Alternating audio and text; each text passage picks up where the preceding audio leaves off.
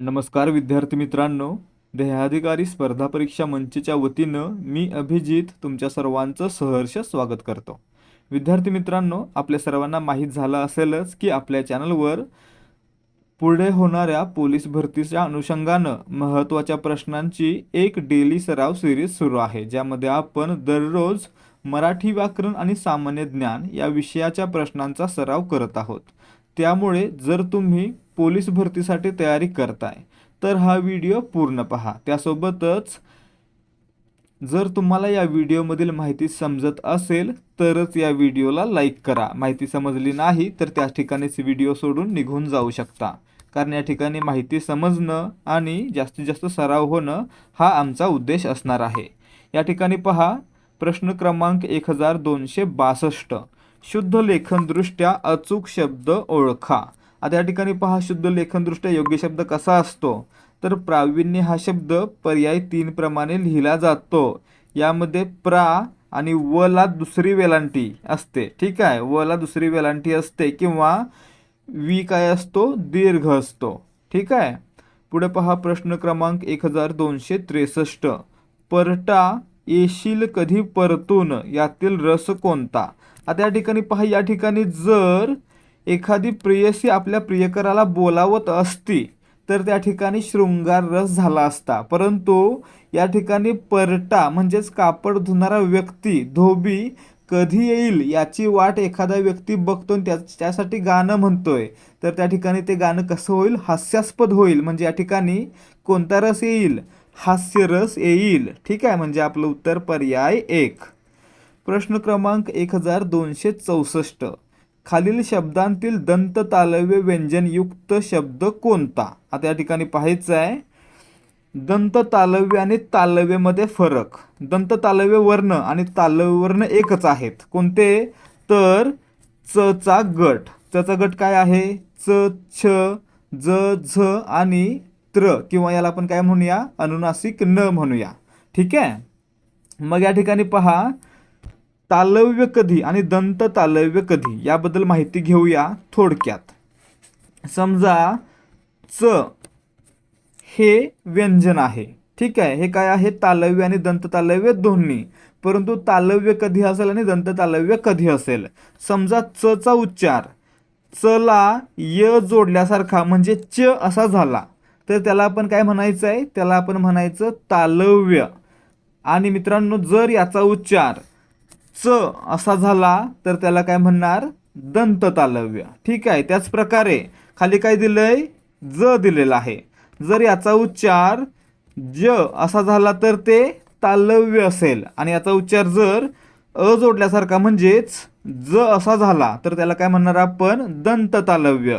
आता या ठिकाणी जन, जय, जग यामध्ये ज चा उच्चार य जोडल्यासारखा म्हणजे ज असा होतं, म्हणजे काय झाले, ते तालव्य झाले.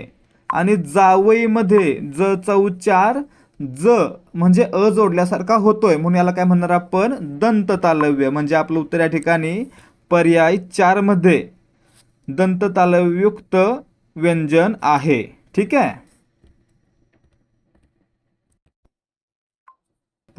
प्रश्न क्रमांक 1265. धृतराष्ट्र या शब्दात एकूण व्यंजने किती. आता शब्द कोणता आहे, धृतराष्ट्र. याच्यामध्ये काय विचारलं, व्यंजने किती. वर्ण विचारले नाहीत.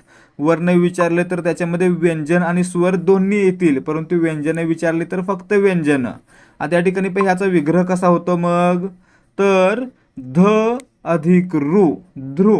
ठीक आहे, पुढे त चा उच्चार त अधिक अ, र चा उच्चार र अधिक आ, आणि स्ट्र चा उच्चार श अधिक ट अधिक र अधिक अ. याच्यामध्ये काय झालं तर ध, त, र, श, ट आणि र ही व्यंजनं आली. म्हणजे किती व्यंजनं आली, तर एकूण 6 व्यंजनं आली. म्हणजे आपलं उत्तर पर्याय 2 असणार आहे.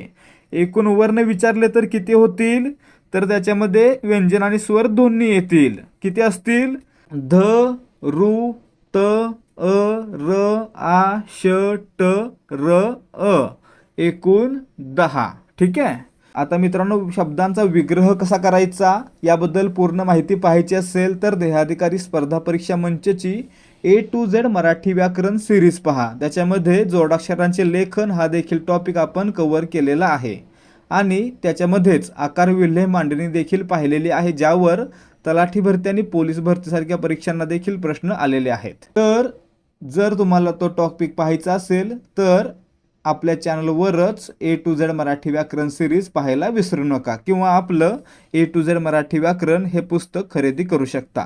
ते PDF फॉर्ममध्ये आपल्याला उपलब्ध होईल. पुढे पहा प्रश्न क्रमांक 1266. खालील प्रत्येक प्रश्नातील एकवचनी शब्द ओळखा. आता या ठिकाणी पहा मित्रांनो, खालील प्रश्नातील एकवचनी शब्द आपल्याला ओळखायचा आहे. या ठिकाणी पहा, टाका, टाके. टाके काय झाला? अनेकवचनी. नख, नखे. नखे काय झाला? अनेकवचनी. बाक, बाके काय झाला? तर बाके हा देखील अनेकवचनी.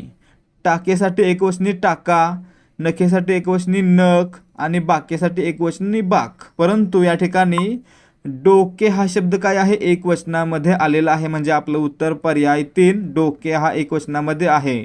याचं अनेकवचन कसं होईल? डोकी. काय होईल? डोकी. शेवटी की येणार आहे. ठीक आहे.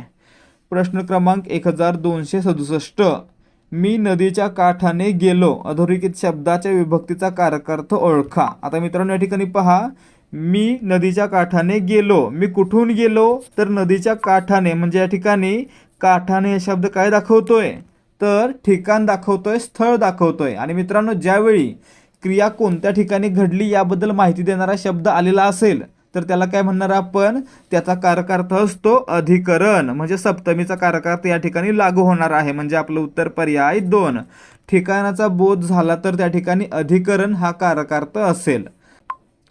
प्रश्न क्रमांक 1268. चंद्र या शब्दाचा खालीलपैकी समानार्थी शब्द कोणता नाही? या ठिकाणी पहा, चंद्र म्हणजे सुधाकर, बरोबर आहे. सुधा म्हणजे रात्र आणि कर म्हणजे रात्री करणारा. कोण आहे? चंद्र. हे बरोबर. शशी म्हणजे देखील चंद्र.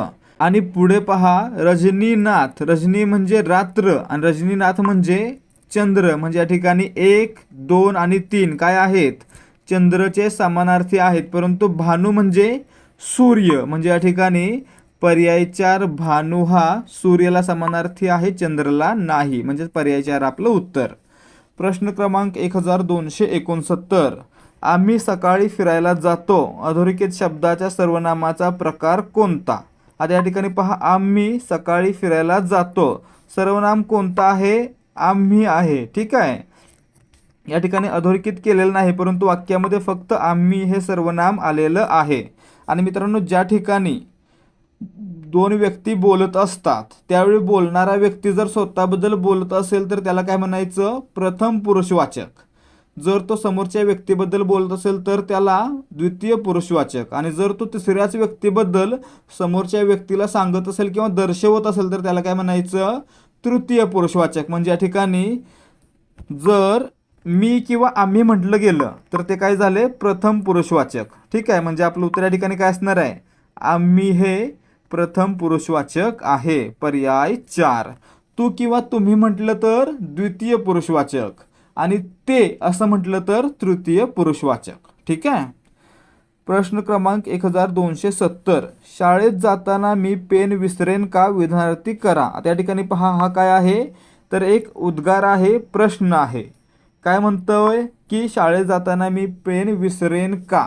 याचं विधानार्थी कसं होईल की मी शाळेत जाताना पेन विसरत नाही. म्हणजे आपलं उत्तर पर्याय 3 शाळेत जाताना मी पेन विसरत नाही. विद्यार्थी मित्रांनो, आता फक्त थोड्या वेळासाठी इकडे लक्ष द्या.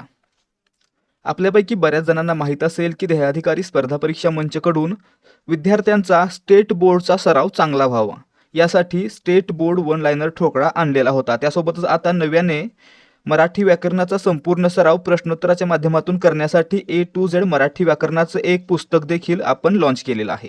आणि त्याच अनुषंगानं आपण आजच्या व्हिडिओमध्ये एक ऑफर देखील आणलेली आहे. या ऑफरमध्ये आपल्याला मराठी व्याकरणाची 870 पानांची PDF, त्यासोबतच मराठी व्याकरणाच्या 10 सराव प्रश्नपत्रिका आणि त्यासोबत स्टेट बोर्ड वन लायनर ठोकळा, ज्याच्यामध्ये 313 पाने असतील आणि 7000 पेक्षा अधिक प्रश्न असतील. तर मित्रांनो, हे सर्व आपण आजच्या दिवशी देणार आहोत फक्त 200 रुपयांना. याची मूळ किंमत किती होते, तर मराठी व्याकरणाची PDF आपण 200 रुपयांना दिलेली आहे, देत आहोत, आणि त्यासोबतच स्टेट बोर्ड वन लायनर ठोकळा 100 रुपयांना. असे एकत्रित 300 रुपये न होता या तिन्ही गोष्टी एकत्रितपणे आपल्याला फक्त 200 रुपयांना मिळणार आहेत. त्यामुळे जर तुम्हाला तलाठी भरतीसाठी स्टेट बोर्ड GKचा आणि मराठी व्याकरणाचा चांगल्या प्रकारे सराव करायचा आहे, तर तुम्ही हा पूर्ण संच नक्कीच विकत घेऊ शकता. याचा तुम्हाला 100% फायदा होईल याची आम्ही हमी देतोय.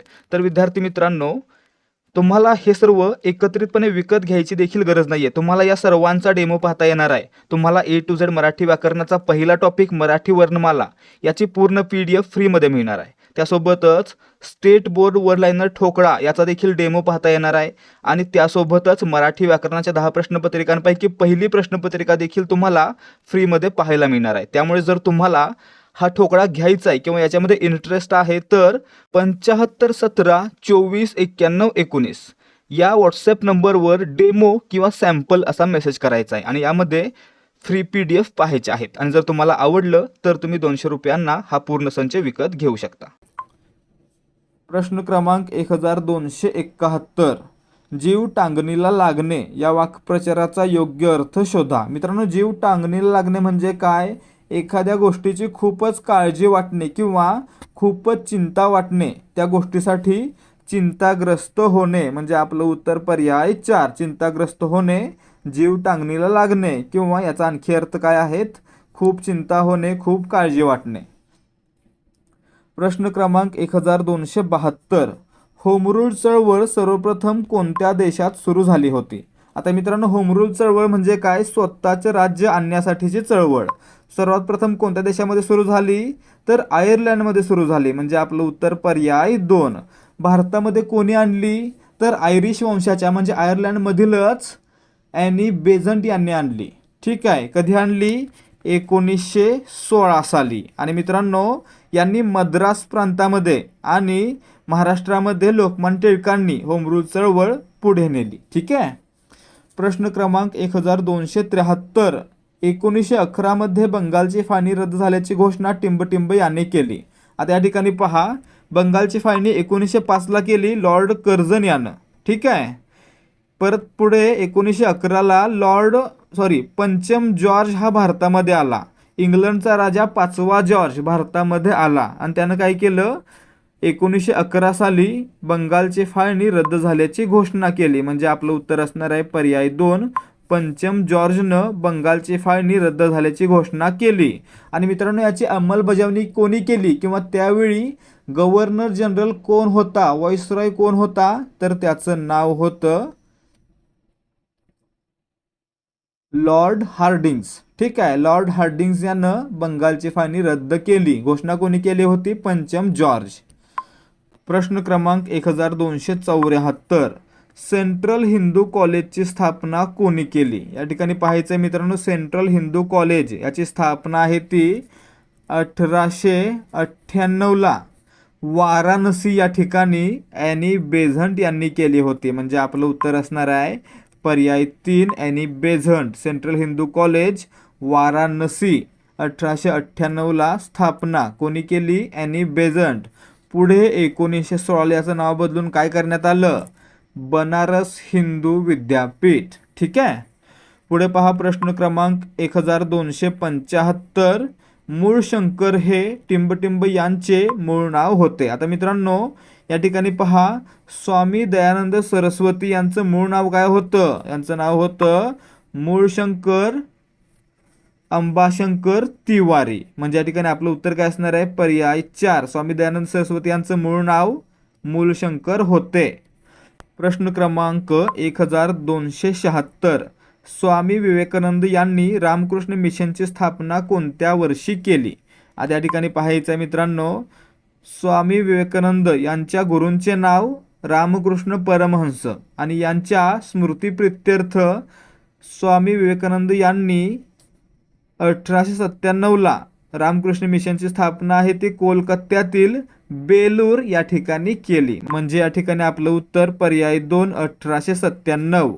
ठीक आहे. 1897ला स्वामी विवेकानंद यांनी रामकृष्ण मिशनची स्थापना कोलकात्यातील बेलूर मठ किंवा बेलूर या ठिकाणी केलेली होती. प्रश्न क्रमांक 1277, राज्यातील मंत्र्यांचे वेतन व भत्ते ठरवण्याचा अधिकार कोणाला आहे? या ठिकाणी पहा मित्रांनो, राज्यातील मंत्री आणि त्यांचे वेतन भत्ते ठरवण्याचा अधिकार कोणाला आहे? तर राज्याच्या विधानसभेला आहे. बजेट कुठं मंजूर केलं जाईल? विधानसभेमध्ये, आणि त्याच्यामध्येच मांडलं जाईल की मंत्र्यांना किती पगार द्यायचा. म्हणजे या ठिकाणी राज्य विधानसभा आहे ती या ठिकाणी वेतन आणि भत्ते ठरवू शकते. मंत्र्यांचे वेतन आणि भत्ते ठरवू शकते. पुढे पहा प्रश्न क्रमांक 1278, जिल्हा न्यायाधीशांची नियुक्ती टिंबटिंबद्वारा होते. आता या ठिकाणी पहा, सर्वोच्च न्यायालयापासून आपण खाली येऊया. ठीक आहे. सर्वोच्च न्यायालयातील न्यायाधीशांची नियुक्ती कोण करतात? राष्ट्रपती. कोणाच्या सल्ल्याने? सरन्यायाधीशांच्या. ठीक आहे. पुढे उच्च न्यायालयाच्या न्यायाधीशांची नियुक्ती कोण करतात? राष्ट्रपतीच करतात. सर्वोच्च न्यायालय राष्ट्रपती, उच्च न्यायालय राष्ट्रपती. ठीक आहे. पुढे जिल्हा न्यायालयातील न्यायाधीशांची नियुक्ती राज्याचे, संबंधित राज्याचे राज्यपाल करतील. म्हणजे आपलं उत्तर पर्याय 4. यासाठी त्यांना कोण सल्ला देईल, कोण मार्गदर्शन करेल? तर त्या राज्याच्या उच्च न्यायालयाचे मुख्य न्यायमूर्ती. ठीक आहे. पुढे पहा प्रश्न क्रमांक 1269, भारतातील पहिल्या महिला मुख्य निवडणूक आयुक्त कोण आहेत? आता या ठिकाणी पहा मित्रांनो, भारताचे पहिले मुख्य निवडणूक आयुक्त कोण होते? सुकुमार सेन होते. आणि पहिल्या महिला मुख्य निवडणूक आयुक्त कोण होत्या? तर VS रमादेवी या होत्या. म्हणजे आपलं उत्तर पर्याय 2. वर्ष कोणतं होतं? तर वर्ष होतं 1990. 1990 साली VS रमादेवी या भारताच्या पहिल्या महिला मुख्य निवडणूक आयुक्त बनलेल्या होत्या. आता मित्रांनो, कमेंट करून तुम्हीच सांगायचं आहे की सध्या भारताचे मुख्य निवडणूक आयुक्त कोण आहेत? उत्तर येत असेल तर कमेंट करून सांगा. उत्तर येत नसेल तर शोधा, वहीमध्ये लिहा आणि कमेंट करून सांगा. प्रश्न क्रमांक 1280, ग्रामीण भागातील शेती आणि संबंधित उपक्रमांना प्रोत्साहन देण्यासाठी कर्ज पुरवठा करणारी टिंबटिंब ही शिखर बँक आहे. मित्रांनो, ग्रामीण उद्योगांना आणि शेतीला प्रोत्साहन देणारी संस्था कोणती? नाबार्ड, म्हणजेच national bank for agricultural and rural development. म्हणजे आपलं उत्तर या ठिकाणी पर्याय 3, नाबार्ड. ठीक आहे. नाबार्डची स्थापना कधी झाली? 12 जुलै 1982ला. याचं मुख्यालय कोणत्या ठिकाणी आहे? मुंबईमध्ये आहे. ठीक आहे. पुढे पहा प्रश्न क्रमांक 1281, भारतात शून्याधारित अर्थसंकल्प मांडणारे पहिले राज्य कोणते आहे? मित्रांनो, या ठिकाणी पहा, 1987-88 साली तत्कालीन मुख्यमंत्री शंकरराव चव्हाण यांच्या नेतृत्वाखाली महाराष्ट्र सरकारनं पहिला शून्याधारित अर्थसंकल्प मांडलेला होता. म्हणजे आपलं उत्तर काय असणार आहे? राज्य महाराष्ट्र, पर्याय 1. प्रश्न क्रमांक 1282, महाराष्ट्रातील कोणत्या धरणाला विल्सन धरण आणि त्याच्या जलाशयाला आर्थर सरोवर म्हणून संबोधले जाते? आता या ठिकाणी पहा मित्रांनो, प्रवरा नदीवर अहिल्यादेवीनगर या जिल्ह्यामध्ये असलेल्या भंडारदरा या धरणाला काय म्हणतात? तर विल्सन डॅम किंवा विल्सन धरण असं म्हणतात. आणि मित्रांनो, याच्या जलाशयाला काय म्हणायचं? आर्थर सरोवर असं म्हटलं जातं. म्हणजे आपलं उत्तर पर्याय 4. नदी कोणती विचारलं जाईल? प्रवरा नदीवर भंडारदरा धरण आहे किंवा प्रवरा नदीवर विल्सन धरण, विल्सन डॅम आहे. ठीक आहे. ज्याच्या जलाशयाला काय म्हणतात? आर्थर लेक किंवा आर्थर सरोवर. प्रश्न क्रमांक 1283, ऑर्निथॉलॉजी म्हणजे काय? मित्रांनो, ऑर्निथॉलॉजी म्हणजे पक्ष्यांचा अभ्यास करणारं शास्त्र. म्हणजे आपलं उत्तर पर्याय 1. हाडांचा अभ्यास ऑस्टिओलॉजी आणि पृथ्वीचा अभ्यास याला काय म्हणायचं? कमेंट करून सांगा.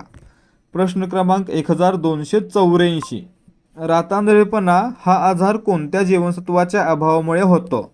आता मित्रांनो, काल परवाच आपण आपल्या टेलिग्राम चॅनलवर जीवनसत्व, त्यांची शास्त्रीय नावं आणि त्यांच्या अभावामुळे किंवा त्यांच्या आधिक्यामुळे होणारे आजार याबद्दल क्विज स्वरूपामध्ये प्रश्नोत्तरे पाहिलेली आहेत. जर तुम्ही अजूनही आपलं टेलिग्राम चॅनल जॉईन केलं नसेल तर टेलिग्राम चॅनल जॉईन करा.